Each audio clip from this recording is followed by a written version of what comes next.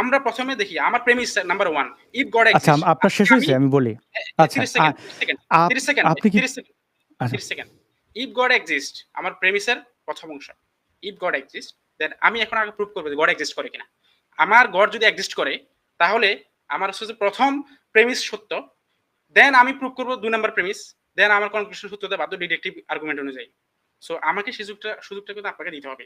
তাহলে আপনি এখন ওয়েল 20 মিনিট আমি পরে, আচ্ছা জি, এখন 20 আমি মিনিট পরে শোনেন, আমরা আপনার শুরু আপনার করতে চাই। 30 সেকেন্ড শোনেন। আমার আমি বুঝতে পারছি আপনি কি বলতে চাইতেছেন।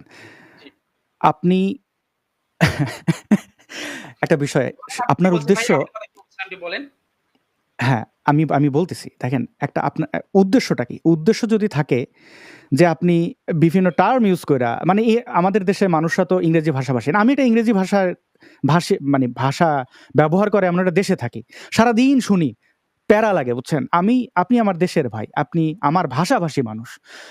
আমার দেশের মানুষ যদি আপনার সরল বাক্যে ফিলোসফিক্যাল টার্ম এই না, সরল বাক্যে যদি আল্লাহর অস্তিত্বটা বুঝাইয়া বলতেন, মানুষ হুম। উপকৃত হইতো। আসসালামু আলাইকুম। এতদিন আমরা জানতাম যে বাংলাদেশের নাস্তিকগুলা ওরা আরবি ফার্সি ভাষার প্রতি তাদের বিদ্বেষ রয়েছে। ইসলামের ভাষা আরবি, এটা নাকি বাংলাদেশের সংস্কৃতির সঙ্গে যায় না এবং এটার প্রতি বিদ্বেষ। কিন্তু খুবই অবাক বিষয় যে ইংরেজি ভাষার প্রতিও তাদের একজনের বিদ্বেষ রয়েছে এবং সেটাই আমি আপনাদেরকে দেখব। নাস্তিক আসাদ নূরকে যখন সাজ্জাদুল মালিক শান্ত ভাই বিভিন্ন ইংরেজি টার্ম ব্যবহার করছিলেন, তখন তিনি বলছেন যে ইংরেজি তার কাছে বিরক্তিকর লাগে, ইংরেজি ভাষা বলেন না। কারণ কি জানেন? কারণ হচ্ছে সে ইংরেজি জানেই না।